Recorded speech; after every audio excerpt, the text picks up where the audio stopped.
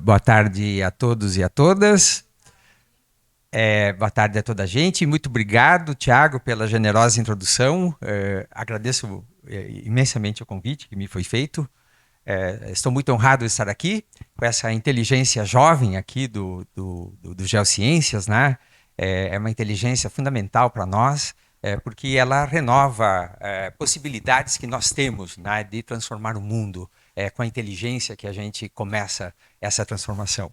Eu estou também muito contente de poder apresentar para vocês um pouco, né, o que eu venho comentando nos últimos anos sobre emergência climática em si, que é um tema mais antigo, né, mas sobre como ela chega até nós, né, de uma maneira bastante dramática, que foi no ano de 24, mas não só esse, né? E que nos faz pensar, né? Principalmente o nosso papel como geocientistas, cientistas da Terra, né? E nós aqui, o que podemos fazer? Então, acho que a primeira reflexão sobre isso é a reflexão sobre a formação profissional. A pergunta que eu faço é se nós temos profissionais para enfrentar o desafio que está posto. Então, eu vou apresentar aqui um pouco o desafio em três tempos. O primeiro tempo é o problema do clima. Será que nós entendemos mesmo o problema do clima? O segundo tempo e aqui no Rio Grande do Sul, como foi? Qual é a anatomia do desastre de 24? Para além do que se ouve, assim, mais de forma genérica pela imprensa. Né? E, por fim, a nossa formação profissional. O que precisamos fazer e que profissionais nós precisamos ter, integrando pesquisa, extensão e ensino. A primeira questão sobre o clima é que devemos considerar que se trata de uma das mais difíceis revoluções científicas em curso. É a do clima. O clima não é entendido de uma forma consensual entre os cientistas. Né? Nós temos muitas linhagens que entendem o clima. Né? Em primeiro lugar, a ideia mais geográfica do clima, né, que são os climas latitudinais, as faixas climáticas, né? Tropical, subtropical, temperado, glacial. E essas faixas latitudinais, elas não se movem, né? Elas são estáticas. Aí a gente diz que o clima muda, mas como que muda? Né? O clima tem a classificação climática. Né? Então, essa é uma abordagem sobre o clima. Outra abordagem sobre o clima é a abordagem meteorológica. A meteorologia, ela fala de configurações, né, de umidade, temperatura, etc., num determinado momento, numa determinada região. Né? Mas não é o clima exatamente. Então, se fala de clima também, o tempo, né? Como é que está o clima hoje? Está frio, está quente? O clima é também um aspecto que todo mundo sabe sobre o clima. Né? Para mim está quente. Como assim vêm as pessoas agora dizer que muda o clima? Então, não é fácil a abordagem climática. Tem a abordagem climática dos geocientistas, mas da parte da paleontologia, da geologia. Afinal, quem descobriu pela primeira vez a mudança climática foi lá o Louis Agassiz, né, com a Idade do Gelo, já na segunda metade do século XIX.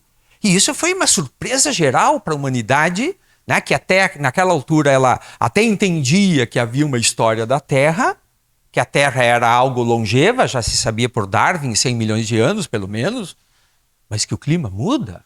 Né? Que esse mundo, esse meu mundo, que o nosso mundo pode mudar com um salto gigantesco desta era, né, amena para uma era glacial, por favor, né? Isso já é algo, né, muito, muito profundo. Então, não é fácil nem sequer para nós na geologia, nas geociências, a ideia de que o clima muda. Ainda mais com o nosso ideário uniformitarista de tão longa data e tão presente ainda nas nossas mentes, o uniformitarismo. O mundo lá atrás pode mudar, mas o meu mundo, não. Esse ele tem, né, como se tivesse um destino seguro de não mudança. Então, mudar o clima, até nas geociências, é algo assim muito estranho. O clima antigo, sim. O meu clima, não. Então, mudar o clima parece ser algo que muda, né? que bota de perna para o ar as nossas casas.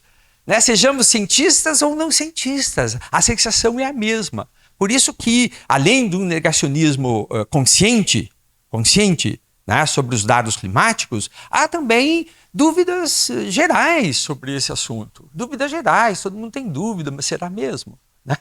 Será que está em curso uma mudança do clima de verdade, né, profunda, como se anuncia? Ou, né, será que isso é realmente uma ênfase, digamos, sociopolítica? Né? Então, se muda a minha casa, ela pode virar de perna para o ar, mudam os jardins das nossas casas, né? E mudam também as casas dos outros seres vivos. A casa da arara também muda, então. Mudam todas as casas desta terra, se muda o clima. E aí a coisa começa a parecer muito mais séria, né? E nós sabemos, então, nas geociências de mudanças climáticas, né, pela leitura desses grãozinhos aí, né, pela geologia sedimentar, né, ela nos informa muito sobre a mudança do clima, e esses estudos é que têm ajudado, então, a gente sair de uma visão uniformitarista, né, sobre a mudança do clima. E perceber que a mudança do clima, ela não é uma mudança suave no planeta. Ela é uma mudança profunda, né? Ela diz respeito a todo o sistema da superfície da Terra. Então, clima não é só zona climática. Clima é todo o sistema da superfície da Terra, no qual se inclui, né, a litosfera, a hidrosfera, né, a biosfera, a atmosfera. Né? E mais recentemente, a glaciologia, então, tem estudado algo fantástico, né, que é a química da atmosfera antiga. Então agora nós temos duas coisas importantes, né, que é, digamos, a mudança do clima advinda pelo estudo estratigráfico da geologia sedimentar, pelo estudo paleontológico, né, e também agora pelo estudo glaciológico, em que se tem ali exatamente uma certa química pelas bolhas de ar aprisionadas, né, no gelo das atmosferas antigas. Então já temos elementos muito importantes para sair do uniformitarismo, né? do uniformitarismo e entendermos o clima, então, não como algo taxonômico, mas como um sistema profundo que abrange todas as componentes superficiais da Terra, né? O topo da litosfera, a hidrosfera, a atmosfera, incluso aí a biosfera. Né? E esse ponto, então, é importante porque passamos a entender que a biosfera, sempre, em todos os tempos, né, ela é determinada e também determina o clima. Né? Todos esses componentes são interativos. Nós, seres vivos, a distribuição da vida, ela é, né, uma função climática. E os restos da vida antiga, os fósseis, passam a ser elementos importantes de indicação, indicadores do clima. Olha que interessante. Então, nós humanos nos vemos dentro do clima, né? Nos vemos determinados e determinantes do clima. Essa é a questão importante desse diagrama, né? Do clima como um sistema da Terra. E se ele é um sistema da Terra, então as paisagens, os conjuntos paisagísticos do planeta, que nós chamamos de biomas, de ecorregiões, né? Ecossistemas, cada bioma, cada ecorregião, que, como essa que você vê ali, ela é também um pilar do clima. Se o clima muda, essa cascata pode mudar o seu volume de água, pode secar, pode ser muito volumosa, toda essa vegetação pode mudar e com ela a fauna, a flora. Então a mudança do clima é também a mudança das paisagens planetárias, né? E nós não temos esta introjeção na nossa consciência até cidadã, né, dessa importância do clima. Dessa relação direta, né, com cada célula do nosso corpo, já que uma célula do nosso corpo é água. A água é clima. Né? O ar que a gente respira é clima. Tudo isso é clima. Né? Então, quando a gente representa a Terra, geocientistas, né, nós não representamos a Terra assim, o clima da Terra. Nós representamos assim, uma Terra sem clima. Interessante, né? E como queremos que as pessoas acreditem que o clima muda se nem sequer se representa o clima nos nossos livros didáticos e nem para nós mesmos? Né? A gente acha isso aí um cartoon, mas isso aí também é um cartoon. Isso também é uma idealização da Terra, né, que a gente faz da representação. Então essa talvez seja a melhor representação para o século XXI. Principalmente para nós, que somos, né, afetados pelo El Niño ali, muito bem representado. Linda essa imagem, né, que mostra a temperatura dos oceanos, da atmosfera. Né? Essa terra não é assim azul. Né? Ela é o mármore, né? Marble Earth. Né? Mas nós não realizamos essa representação. Isso serve para a gente pensar fundo sobre isso. Tá? Porque nós vemos o mundo que a gente representa, nós não vemos o mundo que nós não representamos. Então isso me leva a concluir, né, que nós também, geocientistas, não consideramos seriamente o clima. Né? Seriamente. Né? Até onde nós encaramos o assunto. Né? E aí, se o clima muda, né, mudam as paisagens da Terra.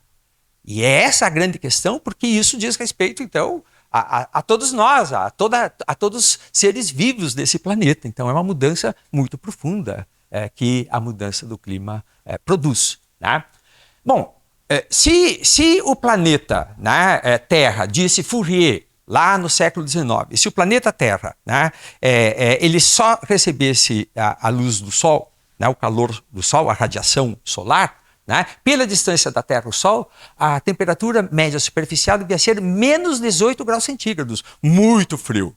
Tá? Numa temperatura dessas, num clima desses, muito difícil a vida ali, a não ser uma vida extremófila, não a vida que nós conhecemos. Mas a vida, a temperatura atual, ela é em torno de 15 graus positivos. Há ali, né, então, um aumento, né, um plus de temperatura de 33 graus. Tá?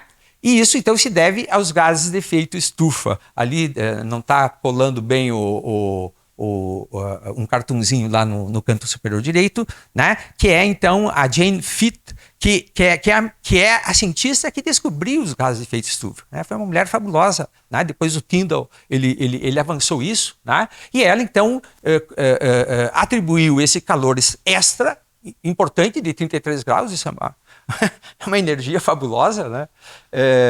No planeta, que garante então que a Terra tenha água nos 3 estados. Tá? E essa, então, é a questão mais importante, porque toda energia que circula, né, no sistema do clima, né, ela depende, então, das forçantes orbitais, né, e das forçantes advindas dos gases de efeito estufa. Ou seja, a química da atmosfera joga um peso fortíssimo, né, na regulação climática. E a química da atmosfera, então, tem uma parte importante também, que é a vida. Tá? Seja a captura de gás carbônico, a emissão de oxigênio. Né? Essa atmosfera que nós vivemos, ela é, então, uma atmosfera, né? Ela é uma biohidroatmosfera. Né? Ela já é algo que está, então, em uma profunda transformação planetária desde 3,8 bilhões de anos. Então, essa atmosfera é uma história, ela é histórica. E não é uma história de ontem, uma história humana, uma história profunda do planeta, né, que nos traz até aqui. Né? E com isso, se a química dos gases atmosféricos ela é importante para a mudança climática, bom, devemos cuidar com ela. E ela é regulada, né, fortemente pela biosfera. Né? Então, o papel da vida, né, no clima é importante. E o que vem a ser, então, exatamente mudança climática? Então, mudança climática, né, jovens, para falar de uma forma assim, muito sintética, né, nós sabemos que ela ocorre quando mudam as proporções da água no estado sólido, líquido e gasoso. Estas proporções, elas são no equilíbrio dinâmico durante um certo tempo. Né? Então, elas permitem o desenvolvimento da vida numa certa modulação. Isso é que modula a vida. Né? É isso que modula a vida. Agora, se muda o clima, vai mudar essas proporções de água. Por isso que a mudança climática não é tangível para as pessoas. Né? E para nós mesmos, né? Nós temos que fazer exercícios profundos para entender esse assunto.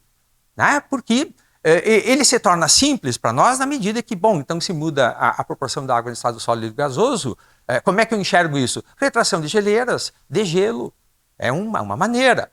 A outra maneira é, né, intensidade das chuvas. Né? Vejam que a cada grau centígrado que aumenta a temperatura da atmosfera, a atmosfera é uma esponja fantástica. Né? Ela é capaz de absorver 11% a mais de vapor d'água para cada grau de aumento da temperatura. 11%? Você pode dizer, não é muita coisa. Não, mas é uma atmosfera da Terra. São ali milhões, né, de quilômetros quadrados, 510. milhões de quilômetros quadrados, vezes, né, em torno de 5 quilômetros, que é o colchão de ar aqui. Né? Então isso é muito. Né? Para cada grau centígrado, né, de aumento da temperatura média da superfície planetária, jovens, para vocês terem uma ideia da energia que isso significa, eu faço a seguinte metáfora. Né? Recolhem o primeiro metro de água de todos os oceanos, primeiro metro, coloquem em um tacho, aumenta 1 grau centígrado. Essa é a energia, então, que né, as atividades industriais lá dos países de economias mais desenvolvidas injetaram na atmosfera da Terra. É uma energia fabulosa. Aí agora nós temos alguns números para ver que esse clima, né, o grau de mudança do clima que está em curso, a energia que está envolvida e as mudanças que isso traz. Então ali entra agora a expansão da superfície oceânica por dilatação, para começar, né? Esquenta, dilata e sobe o nível, né? Degelo, aumenta o nível e assim por diante. Então essas mudanças, né, que parecem pequenas, elas passam a desencadear eventos em dominó, né, que são os feedbacks positivos, né, de amplificação, então, dos impactos. Né? Esse cientista aí genial, Svante Arrhenius, prêmio Nobel de Economia, de Química, né? Ele lá em 1876, né? Ele publicou um artigo em que ele calcula, então, algo fundamental. Ele já estava olhando a emissão de CO2 pelas termoelétricas lá na Inglaterra, né? E ele diz, uau, isso aí é gás carbônico. Né? E se aumenta o teor de gás carbônico, então pode subir a temperatura da Terra de 4 a 5 graus, se duplica o teor de gás carbônico na atmosfera. E ele mostrou uma fórmula ali, ó, essa T igual a K, né, etc. É uma fórmula matemática, né, jovens? Isso são móis de gás carbônico na atmosfera. Você calcula. Ninguém duvida que da lei da gravidade de Newton, né? Porque é uma equação matemática. E por que duvida da mudança do clima, então? Ela é também uma equação matemática. Né? Ela não é uma coisa assim, perceptiva, observacional. Ela é matemática. Ela é resultante, né, do calor que fica retido pelas moléculas de gás carbônico. Isso se calcula, né, jovens? Isso é Arrhenius. 1876. Alguém deu ouvidos para Arrhenius? Não. Né? Então, na ciência, não há dúvida sobre a mudança do clima. É isso que nós devemos postular como, né, cientistas. Não há dúvida. Porque isso é uma equação matemática. Isso é calculável. Né? Eu não vou ter aqui tempo de desenvolver tudo, né, para mostrar para vocês que hoje, com os 474, que o Keeling, né, que é também um geocientista, ele que começou a medir o CO2 da atmosfera, e hoje, então, nós estamos ali com 430 ppm. Né? No período pré-industrial, eram 280. Então, nós já quase chegamos à metade do teor para dobrar o valor pré-industrial e, portanto, para a temperatura da Terra subir 4 graus em relação ao período pré-industrial. Essa é a equação do século XXI. Essa é a nossa equação. Como é que resolve isso aí? Aí tem o Acordo de Paris, etc. Bom, isso tudo você sabe, né? É muito difícil. Mas o importante aqui é que quando nós colocamos, então, todos esses dados, né, na curva, essa é a curva de Markov para o Holoceno, né? Você vê ali, aqui à direita, né, o quanto essa curva, então, ela sai do período pré-industrial aqui, menos 0,4 em relação à temperatura atual, e vai lá para 1,1 e se afirma então que a temperatura sobe, né, 1,5 graus. Isso é quente, isso é muita entropia no sistema. Né? E esse valor ali, vocês não encontram, né, símile. Não é símile, né, na curva do Holoceno. Então essa forçante não é uma forçante natural do Holoceno. Não é uma forçante holocênica. Há uma forçante nova aí que está empurrando a curva para cima com esta velocidade, essa aceleração. Então, se ela não é holocênica, né, quem é essa forçante? Né? É a Revolução Industrial. São os países que produziram essa revolução industrial, que queimaram carvão, que queimaram petróleo, são esses países. Não é toda a humanidade, por favor. Né? Temos que saber distinguir isso. Né? Isso é uma parte da humanidade que queima carvão, né? Bastante. E nós, cientistas, estamos também implicados nisso. Né? A geologia também foi responsável por produzir esse carvão. Né? Tem a ver conosco, não adianta a gente dizer não. Né? A gente tem que pensar, né, se o carvão ainda é um combustível razoável a ser usado na medida que sabemos bem claramente essas equações. Né?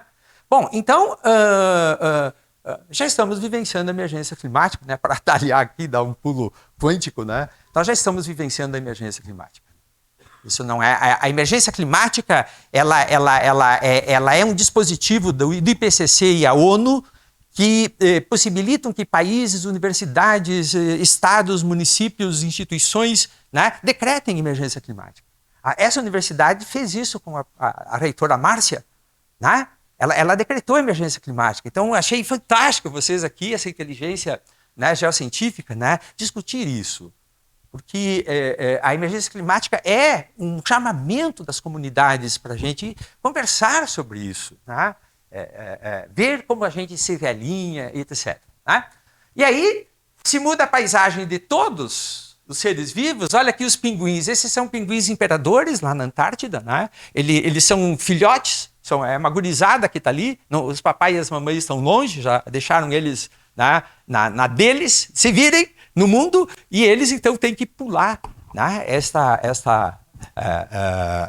esse penhasco de gelo. Eles nunca fizeram isso, porque os pinguins, eles sempre, a postura de ovos era próxima da costa. Eles só pegavam um escorregador para chegar no mar pela primeira vez.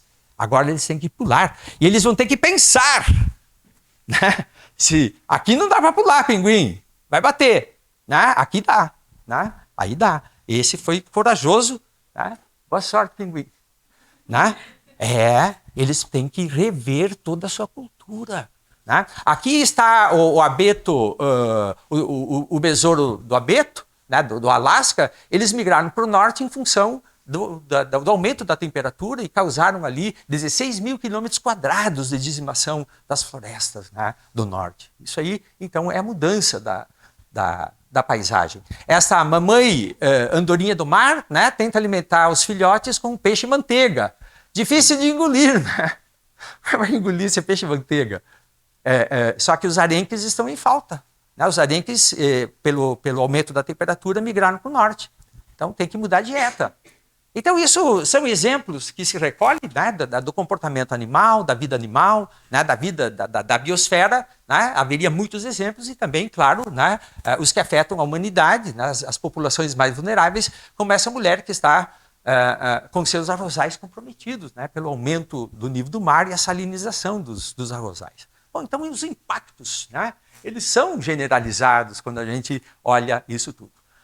Para nós, então, de um ponto de vista técnico-científico, né, existem as novas regiões climáticas. Nós somos a região climática do sul da América do Sul, do sudeste, digo, da América do Sul. Né? E ali, então, para cada região dessas, há dados a mais de 125 mil estações meteorológicas credenciadas, gabaritadas, né, aferidas para levantar dados climáticos no mundo.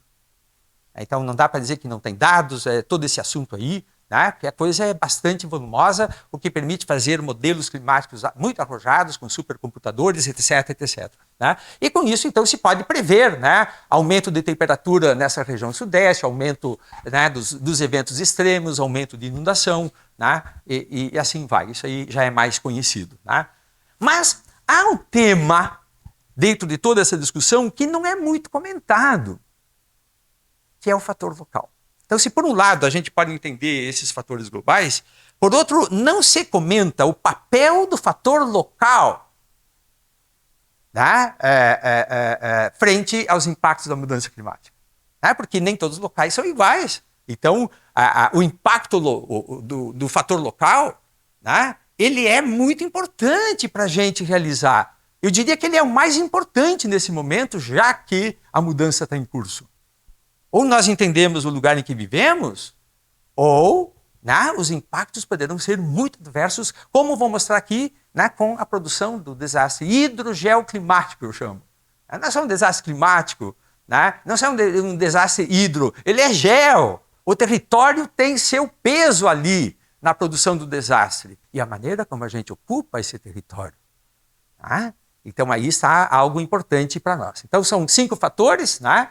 Meteorológico, geomorfológico, ecossistêmico, infraestrutural e a defesa civil. O meteorológico é bastante claro, né? Se formou um corredor de umidade aqui, né? Que foi uma umidade que ficou aprisionada por uma frente fria em um centro de alta pressão, né? E aí precipitam então 800 milímetros, né? Em torno de 5 dias.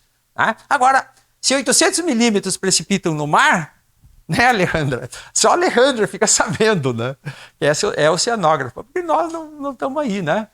Agora, se 800 milímetros precipitam na região nordeste do estado do Rio Grande do Sul, opa, atenção, alerta, né? Porque ali estão as nascentes dos rios que afluem para o delta do Jacuí. E ao afluírem, eles passam por cânions como esse, geógrafos. A gente não realiza que são cânions, né? São cânions. São rios profundos, né? Tem gradientes ali de 800 metros, as cabeceiras estão a 1.100 metros. Né? A planície aqui do Jacuí está a 0 metros. Então isso é uma energia potencial, jovem. Calcula a energia potencial desse gradiente. Eu só olhando essa escarpa assim, já vejo o perigo ali. A energia da paisagem é essa. Né? Ela está ali já, quieta. Né, silenciosa, basta ler que você sabe que isso aí é problemático. Né? Basta chover bastante nas cabeceiras e está aí o problema. E essa água, então, né, desce esse tobogã, né, numa velocidade estonteante, ali no Taquari subiu de 20 a 30 metros, né, com grandes escorregamentos de encosta e um aumento da densidade da água. Essa é uma densidade grande da água.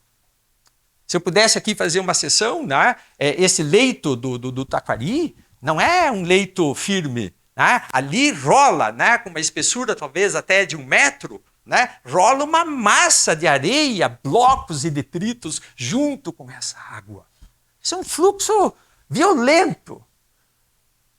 Violento, nem nós realizamos exatamente. Então, quando eu vi isso, né, eu disse, bom, isso é um fluxo denso, geólogos e geólogas. Isso é um fluxo denso.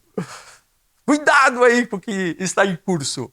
Né? Não fica na frente disso aí, que a inércia desse fluxo aí, de 1.000 metros de gradiente, é uma inércia, vou mostrar para vocês o que é essa inércia aí. Né? Aí está. Né? Então, esse é o fluxo.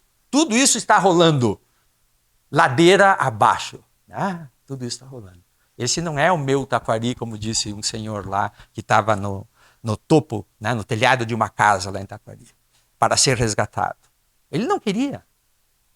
Né? Disse, eu conheço o Taquari. Claro, um senhor já maior. Claro que conhece o Taquari, mas não esse Taquari. Não um Taquari, né, de mudanças climáticas. Nós não conhecemos, cientistas, esse Taquari. Nós temos que prever esse Taquari, cientistas. Esse é o nosso papel. Né? Porque isso ultrapassa a nossa percepção. Ultrapassa, aqui precisa, né, raciocínios, teorias. Não se observou isso na nossa vida, nos contos dos nossos avós. Nós não temos ouvido para isso. Então é difícil ver. E esse senhor ficou no telhado. E a água levou o telhado. E ele junto. Né? Então é disso que se trata aqui. Né? O fator local. Esse fator local. Nós temos que entender esses fenômenos aí. Né? E aí está o resultado. Este Taquari erodiu uma cidade. Não tem aqui inundação. A inundação, a água sobe, desce, deixa as paredes molhadas, enlameadas, tu perde imóveis, mas tu volta para casa. Aqui não há mais casa. Levou tudo. Esta é a densidade da água, jovem. Uma água densa. Ela é erosiva. Né? E isso, então, nos leva a pensar como funciona o sistema todo, né? Em que as águas convergem para o delta do Jacuí e o Lago Guaíba. Então é um funil convergindo, né, para um sistema estagnante, duplamente estagnante, um delta e um lago, e a laguna ligadas ao mar. E ali no mar, né, Alejandra, tem a maré de tempestade, né? Ali em Rio Grande sobe a maré de tempestade, 1,5 metro, é suficiente para bloquear a saída em Rio Grande. E a água, então, vai ficar toda ela presa, né? Em vez, então, de escoar por cima, é um escoamento hidrostático, esse não é hidráulico no sentido gravitacional, né? Então, para o escoamento ali em Rio Grande, né?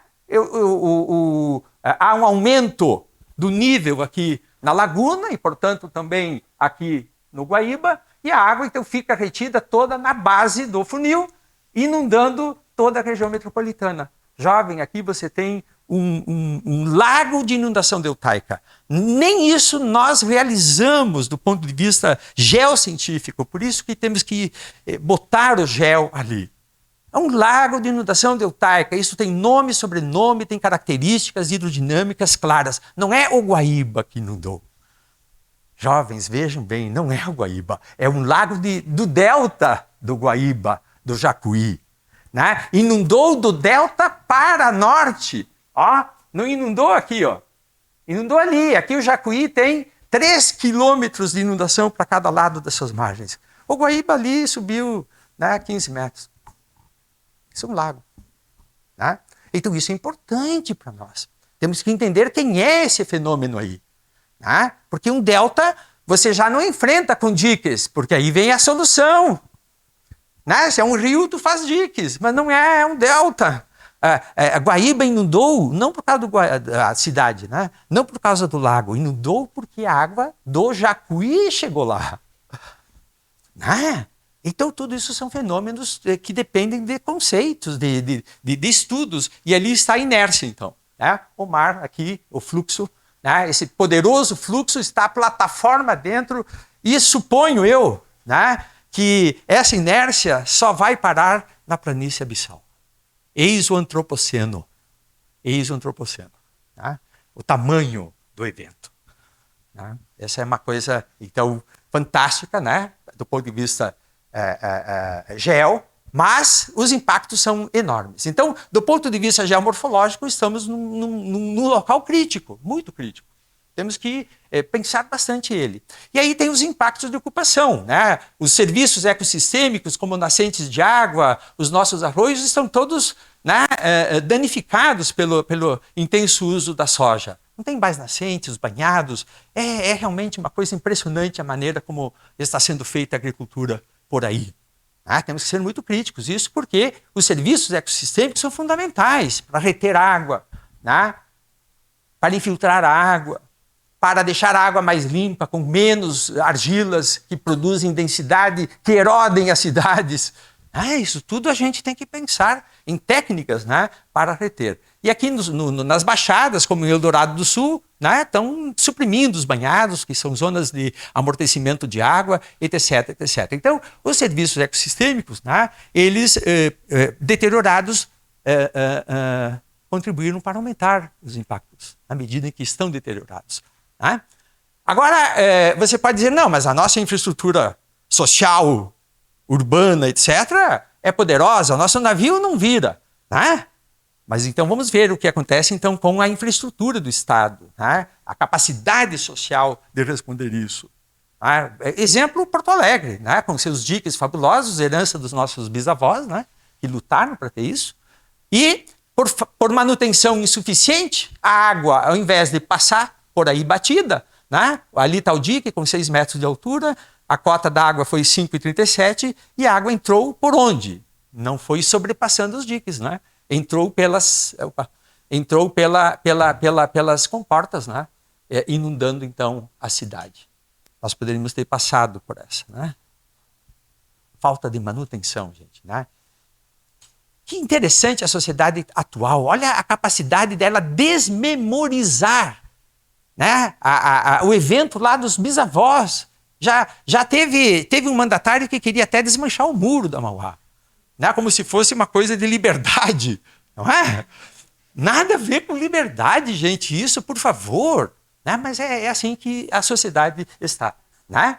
E então a cidade toda inundou, e o que foi impactante aqui nisso, né, que não foram os vulneráveis de sempre que inundaram. Não foi. né? Porque inunda ali. É a história da região metropolitana inundar, né? Para os vulneráveis. Né? Colapsou o sistema civilizatório de Porto Alegre, da região metropolitana. Foi algo muito profundo. Isso é outra coisa importante para nós, tá? Porque implica na nossa resiliência, no nosso ânimo de prosseguir. Foi muito profundo, profundo. Nada funcionou, nada. Né? Não é assim, olha, o abastecimento da água, faltou água 2 dias, mas depois retomou. O transporte, pelo menos na Protásio Alves, funcionou. Não, nada funcionou, gente. Uma coisa assim estarrecedora. Né? Nós ficamos cada um no seu drama de sobrevivência. O celular não funcionou. Não sabia se, né, o vizinho, mamãe, papai, aonde, nada. Então, o drama foi muito intenso. Né? Muito intenso. E isso eu acho que é um elemento importante para a gente considerar agora também, né? Que explica muitos fenômenos políticos também, né? Fica todo mundo muito deprimido com isso aí. Né? Bom, então, as condições infraestruturais, né, nem vou mais detalhar aqui, foram muito ruins, não responderam. Né? Mas você diz, mas nós temos coletes salva-vidas, se o navio afunda, a gente se salva. Né? Bom, aí, né, a Defesa Civil entra em campo, foram heróis, heroínas, vamos agradecer a vida inteira, mas nós somos técnicos, somos cientistas, né? Socorro em desastres é a última etapa de um plano de emergência. Nunca a primeira, menos ainda a única. E nesse caso foi a única. E ainda bem que vieram forças extraordinárias, né, do país, de todo mundo para ajudar. Porque senão tinha sido realmente algo, né, fora do comum. Né? E mesmo assim, eles salvaram 88 mil pessoas. Vovós no telhado. Não, vovós no telhado é o fim da civilização. Mamães com bebê no telhado. Não, isso não é inaceitável. Né? Para uma civilização, né? Para o humanismo, enfim. Bom, né? Então, deixemos isso, né, bem assinalado, bem anotado, né? Porque realmente não funcionou. E o resultado, então, é isso aí. Isso aí eu chamo a catástrofe dentro da catástrofe. Né? Aqui está uma situação lá em Canoas. Toda essa população, num momento muito dramático de ir para casa ou ir se salvar em algum lugar, né, ela tem que atravessar um lago ali, um lago de inundação, né, absolutamente contaminado com tudo o que vocês podem imaginar de uma grande metrópole como a região metropolitana de Porto Alegre, com 4,5 milhões de pessoas e uma região industrial impressionante. Está tudo ali. Coliformes fecais, metais pesados, né, etc, etc, etc. Esse vetor que gera essa água na saúde das pessoas, além do drama de o que fazer ali, esse vai ser persistente na saúde das pessoas. Nós temos que pensar isso, né? Como é que fica o sistema sanitário do Estado. Né? Nós temos que pensar fundo, pesquisar isso, né? Porque os efeitos ali são de longo prazo na saúde e na mente das pessoas. Bom, desastre não é tragédia. A imprensa divulgou como tragédia.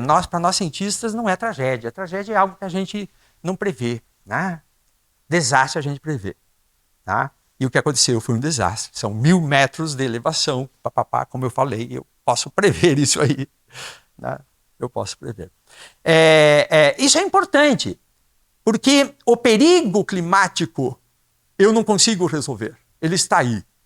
Mas o desastre, o risco ao desastre, eu consigo. É como andar de avião. Né? O perigo de andar de avião é imenso. Você está a 10.000 metros de elevação. E por que você anda de avião? Se por acaso você anda ou quer andar de avião, se por acaso você quer andar de avião. Né? Se tem um perigo desse tamanho. É porque o risco é pequeno. O risco é pequeno. Nós andamos de avião, andamos de navio, andamos de carro, acendemos o fogão a gás da cozinha com um botijão explosivo ali. Né? Porque o risco é pequeno. Então, a questão fundamental de designarmos como desastre, jovens, é que desastre ele é bem concebido e o risco pode ser reduzido imensamente, né? Principalmente para os mais vulneráveis. Tá? Então, o desastre pode ser evitado. Como é que eu evito o desastre? com um plano de gestão de riscos. Né? Então, o plano de gestão de riscos, ele reduz o desastre, e eu não sei se vocês sabiam que existe um plano de gestão de riscos no Rio Grande do Sul. Né? A população sabe que tem plano de gestão de riscos? Como é que funciona o plano de gestão de riscos? Alguém sabe? Sabe. Quer dizer, se nós temos que enunciar qual foi a grande falha, desastres têm falhas. Tem falhas e tem responsáveis. Essa é a questão. Qual foi a falha do desastre? A falta de um plano de gestão de riscos. Porque o desastre não aconteceu dia 4 de maio. O desastre acontece antes. Antes. Né? Então, o plano de gestão de riscos, ele não existe, e isso então faz com que a gente tenha alto, elevadíssimo risco. Aqui é um exemplo que eu mostro para vocês, numa região ali do Morro da Cruz, né? É uma viela ali que eu estudei, junto com uma moçada ali, né? A gente passou por essa viela, né? Aqui está um leito de uma antiga cascata, ali está uma casinha, né? A gente foi lá vistoriar, ver, né? Eu entrei aqui na casa da vovó, na cozinha, ela me disse: professor, quando chove, eu completo a frase dela: a tua cozinha enche de água. Como é que o senhor sabe? Né? Então, nós vivemos assim, né? A gente não consegue avaliar o entorno que a gente mora. Nós todos. Né? E aqui, então, é preciso todo um plano de avaliação, né? Uma estratégia comum de como morar ali, que é a inteligência social do lugar. No caso ali do Morro da Cruz, né? Coletar a água com cisternas, com canaletas, inclusive palafitar a água. É produzir uma inteligência do lugar que diminua o risco. Não vamos remover. A ideia de remoção é pavorosa. Né? Porque as pessoas têm inteligência, todos somos sapiens. A questão é qual é a inteligência do lugar para diminuir o risco. A equação é clara. Nós temos que ter clara a equação. Essas pessoas construíram a cidade ali. E elas sabem resolver os problemas ali. Elas vão querer resolver o problema, claro. Então foi muito bacana esse projeto todo que a gente fez. O mesmo para o Rio Grande do Sul. Então nós precisamos de um plano de curto, médio e longo prazo, e declarar todo o território sul-rio-grandense um território de transição climática, socioclimática.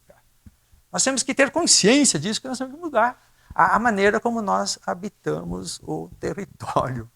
Isso é mais difícil. Né? Então, meu terceiro ponto aqui é como nós vamos fazer isso. Né? Então, esse como, para mim, né, é ciência em ação. Não é a ciência aqui dentro, é uma ciência em ação. É uma ciência para fora. Né? É uma ciência para fora. E essa ciência para fora, né, na ideia que eu postulo aqui, né, é estabelecer escritórios de apoio aos municípios, entram as universidades, os IFs, entram as escolas, entram as prefeituras, a comunidade. Ou seja, é um novo conceito de produção do conhecimento. É a produção do conhecimento no contexto do uso do conhecimento. Nós não podemos esperar 10 anos, jovens, né? Produzir doutores, mestres aqui, depois, né? E depois, como as cascas da cebola, até chegar lá no educandário, né, básico. Até chegar lá no educandário básico, as nossas crianças que vão passar pelo século XXI. Essa é a nossa equação. Como é que eu chego lá? Agora! Não é amanhã. Então, eu acho que essa equação é que eu trato aqui, né, como produção do conhecimento do contexto do uso. E aí entra então os contextos da universidade. Nós temos um momento de ouro nas universidades, né, que é a curricularização da extensão, a formação interdisciplinar. Está aí as chaves. Mas o que está a nossa extensão? Como está? Como foi tratada? Né? Então nós precisamos de projetos potentes ali, né? Uma ideia de ciência cidadã para produzir o conhecimento no contexto do uso. Tá? E aqui entram, então, os IFs também. Tá? Alguma razão trancou aqui? E também lá nos municípios. Né? Nos municípios, as escolas também têm que fazer extensão. A extensão não é só da universidade, é da escola secundária, da escola fundamental. Todas essas comunidades de conhecimento têm que ir ver o contexto do uso do conhecimento. Né? As escolas podem ter estações meteorológicas, hidrológicas, museus, atlas. Eles lá têm que fazer o gráfico no mural da escola, né, do controle que eles têm da meteorologia, do arroio, do rio. Botar lá, fazer e discutirem, como nós fazemos aqui. E esse dado pode vir para nós. Não é um dado aferido, mas é um dado que nós não temos de qualquer maneira. Né? Como é que sobe o arroio lá, né? O arroio Forqueta? Que arroio Forqueta? Nem sei de arroio Forqueta. Né? Bom, a escola ela sabe, ela pode mandar o dado dela. Né? A gente pode orientar. Enfim, nós podemos construir uma baita rede, né? Capacitação de pessoas, capacitação de prefeituras, né? Capacitação das comunidades, né? E assim por diante. Então, os escritórios de apoio, eles teriam, né, salas temáticas aqui na universidade, né, de geologia, geomorfologia, ecologia, meteorologia, várias áreas, né, que vão produzir políticas de acordo com o Plano Clima. As ODS da ONU vão estar em interlocução com a superestrutura, né, e também vão estar em interlocução, né, com as estruturas mais de base, né, como, né, os comitês de bacias, a Emater, as sociedades profissionais, estão todos interessados em discutir o problema. Nós não temos uma estratégia comum, né, de reunir conhecimento, reunir lá o Plano Clima com os comitês de bacia e com o conhecimento do lugar, né, como uma coisa importante. Então, isso aí tudo pode produzir tecnologias importantes, que não são diques, né? Pode produzir diagnósticos regionais, políticas públicas, etc, etc. Né? E aí, ciência em ação. O que precisamos? Ônibus para levar a moçada, né? Nós podemos mobilizar 260 ônibus, 4.000 universitários, todas as universidades do Rio Grande do Sul, né? 3.000 professores municipais e 7.600 kits de estudantes. Mobilizar tudo isso. Agora tu tem uma comunidade visível para a população, né, sobre a importância de entender o lugar. Agora você pode mudar a cultura, né, sobre esse tema que é difícil. Né? E aí a gente pode produzir atlas, museus, laboratórios, estações meteorológicas escolares, né, planos de comunicação locais, tecnologias temáticas, enfim, olha o que a criatividade permitir. Né? Formação de professores, fóruns com as comunidades, mobilizar, né? Enfim, debater e ter para cada tipo de território do Rio Grande do Sul, as cabeceiras, o Planalto, os vales profundos, as baixadas inundáveis, as zonas perilagunares, né? Para cada lugar uma estratégia. E essa estratégia tem que mudar, em primeiro lugar, a agricultura. Isso aqui não dá, né? Isso aí é um desastre. Vai nos inundar sempre, né? Esse tipo de plantio. Nós precisamos tornar a agricultura, né, não só um sistema produtivo, mas um sistema que seja parte da paisagem local, que estabeleça funções da paisagem local. Né? Aqui está um bloco de diagrama, né? Essa é a situação atual. Isso vai nos inundar toda a vida. Nós precisamos reter essa água ali. Essa é uma questão chave para nós. Essa inundação foram 800 milímetros, a próxima pode ser 1.200. Percebem? Nós temos que ter soluções para reter a água no Planalto. Né? E essa é uma solução fantástica. Né? Não vou comentar muito ela, né? Mas ela pode ter tanques de retenção ali, em vez de represas. É uma solução que agora aqui a gente entra em comunicação, né, com o conhecimento tradicional. Isso aqui são os incas lá no Peru. Né? Eles souberam habitar essas encostas com esses terraços, criaram paisagem, cultura, infraestrutura, né, de redução do risco de habitar locais íngremes. Nas zonas de baixada também nós podemos ter grandes sistemas de retenção d'água. Os arrozais têm que ser parte do sistema de gestão do risco. Tá? Bom, então, precisamos de uma visão integrada dos geossistemas, ecossistemas, agrossistemas, dos sistemas humanos, né? E reconectar paisagens culturais e naturais em cada bacia. Né? A ciência, a educação e a geoética, então, são fundamentais para enfrentar esse século XXI e, principalmente, né, encorajar as futuras gerações. Esse é o grande papel do conhecimento da universidade nesse momento histórico em que nós vivemos. Muito obrigado.